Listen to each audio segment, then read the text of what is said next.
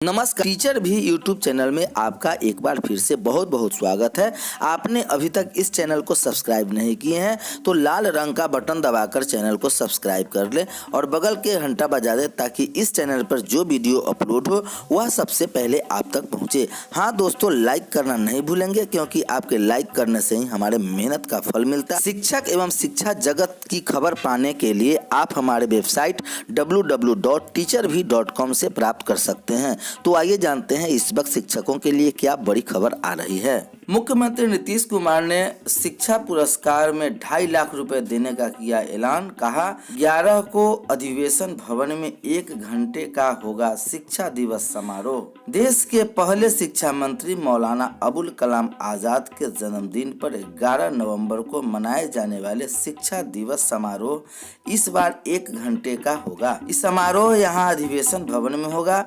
मुख्यमंत्री नीतीश कुमार समारोह का उद्घाटन करेंगे। मुख्यमंत्री के हाथों ही राज्य में शिक्षा के क्षेत्र में दिए जाने वाले 2.5 लाख रुपए के मौलाना अबुल कलाम आजाद शिक्षा पुरस्कार प्रदान किया जाएगा। यह राज्य में शिक्षा के क्षेत्र में दिए जाने वाले सर्वोच्च पुरस्कार होगा।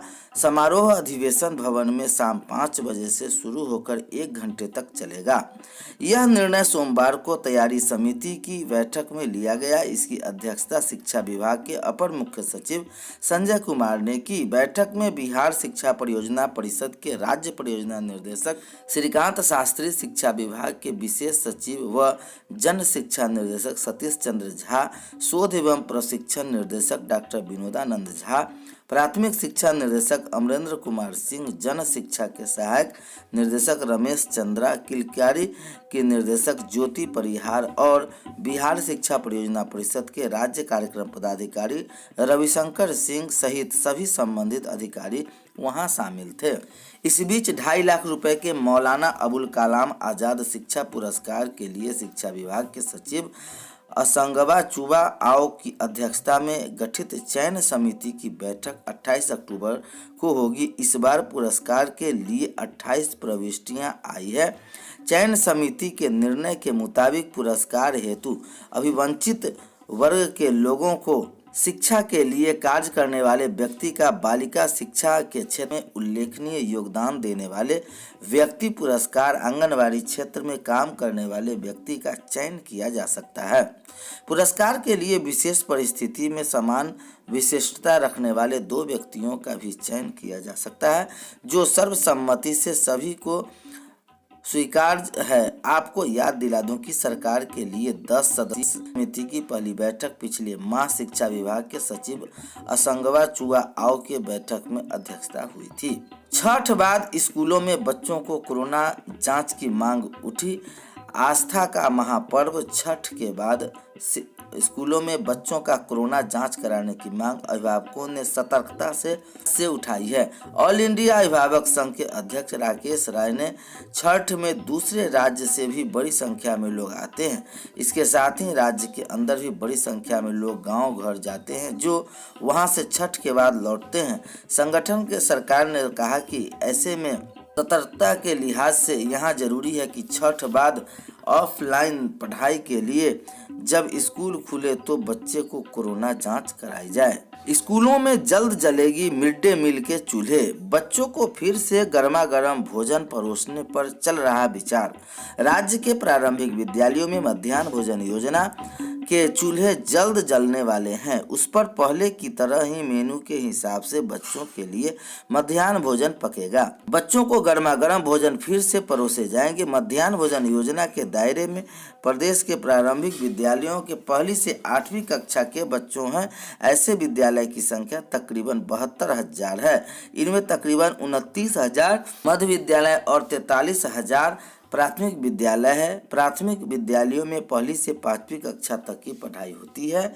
इससे इतर विद्यालय में 1ली से 8वीं कक्षा तक की पढ़ाई की व्यवस्था है। प्राथमिक एवं मध्य विद्यालय को मिला दे तो दोनों में 1ली से 8वीं कक्षा के बच्चे की संख्या 2.25 करोड़ के करीब है। इन स्कूलों में बच्चों के लिए मध्याह्न भोजन पकाने के लिए रसोइये हैं। मेनू के हिसाब से प्रत्येक कार्य दिवस को बच्चों को पका पकाया गर्मा गर्म भोजन कराया जाता है। भोजन परोसने की व्यवस्था है। यह व्यवस्था कोरोना काल में ठप हो गई है। ताकि बच्चों को कोरोना से बचाया जा सके। बच्चे के बचाव को लेकर लॉकडाउन के पहले ही स्कूल बंद कर दिए गए। लॉकडाउन के बाद चरणबद्ध तरीके से स्कूल खुले हैं, तो कोरोना बचाव को लेकर सतर्कता के तहत मध्याह्न भोजन योजना के चूल्हे स्कूलों में नहीं चलाए जाते हैं। पढ़ाई के लिए बंद करने के बावजूद प्रत्येक कार्य दिवस के हिसाब से बच्चों को खाद्यान्न दिए जाने लगे। खाद्यान्न लेने के लिए बच्चों के स्कूलों में बच्चों के अभिभावक को बुलाकर दिए जाते हैं। भोजन पकाने के मध्य में राशि बच्चों के बैंक खाते में जाने लगी है। यह व्यवस्था कोरोना से बचाव को लेकर स्कूल खुलने के बाद भी चल रही है। इस व्यवस्था के तहत पहली से 5वीं कक्षा के बच्चों को प्रति कार्य दिवस 100 ग्राम खाद्य एवं पकाने के मद में 4 रुपये 97 पैसे के हिसाब से मिला करते हैं।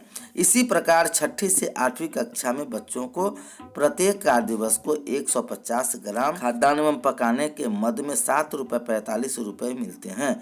अब फिर से पहले की तरह ही बच्चों को पका पकाया गर्मा गर्म भोजन परोसने पर विचार चल रहा है। शिक्षा विभाग के अपर मुख्य सचिव संजय कुमार ने सोमवार को रसोइया संगठन के एक प्रतिनिधि मंडल को बताया कि सरकार 15 नवंबर से विद्यालयों में भोजन बनाने की बात सोच रही है। बिहार राज्य विद्यालय रसोइया संघ एक्ट, बिहार राज्य विद्यालय रसोइया संघ एक्ट एवं बिहार राज्य मध्याह्न भोजन कर्मचारी यूनियन AIUTC के प्रतिनिधि मंडल विधायक मनोज मंजिल के नेतृत्व में अपर मुख्य सचिव से मिला तथा उन्हें ज्ञापन दिया। प्रतिनिधि मंडल में सरोज चौबे, डॉक्टर रमाकांत अकेला एवं अनामिका शामिल थी। नीट पीजी में कोर्ट के निर्णय के बाद दाखिला होगा। EWS के आरक्षण को लेकर मांगा है स्पष्टीकरण। कोर्ट ने उठाया छात्रों की परेशानी का सवाल। सुप्रीम कोर्ट अगर पूर्व निर्धारित शेड्यूल में हिसाब से काउंसलिंग होगी तो छात्रों को तो बढ़ेगी परेशानी। KL नटराज, कोर्ट के निर्णय आने पर काउंसलिंग नहीं होगी। जिस नोटिस की बात याचिकाकर्ता की वकील कर रहे हैं वह सिर्फ कॉलेज को सीट वेरिफिकेशन के लिए भेजा गया है। सुप्रीम कोर्ट हम आपके शब्दों को रिकॉर्ड डाल रहे हैं, जब तक रिपोर्ट मामले का निर्णय नहीं करता है तब तक काउंसलिंग नहीं शुरू होगा। केंद्र ने नोटिस जारी कर छात्रों और कॉलेजों को स्पष्ट की स्थिति सरकार के हलफनामा दाखिल करने के लिए मांगा है रिपोर्ट। मेडिकल के पोस्ट ग्रेजुएट PG पाठ्यक्रम में दाखिले के लिए राष्ट्रीय पात्रता सह प्रवेश परीक्षा नीट की काउंसलिंग फिलहाल नहीं होगी। इस पाठ्यक्रम में OBC को 27% और आर्थिक रूप से कमजोर वर्ग EWS को 10% आरक्षण देने के मसले पर सुप्रीम कोर्ट का निर्णय होने तक नीट PG में दाखिला नहीं होंगे। केंद्र सरकार ने सोमवार को सुप्रीम कोर्ट को यह भरोसा दिलाया। इसके अलावा केंद्र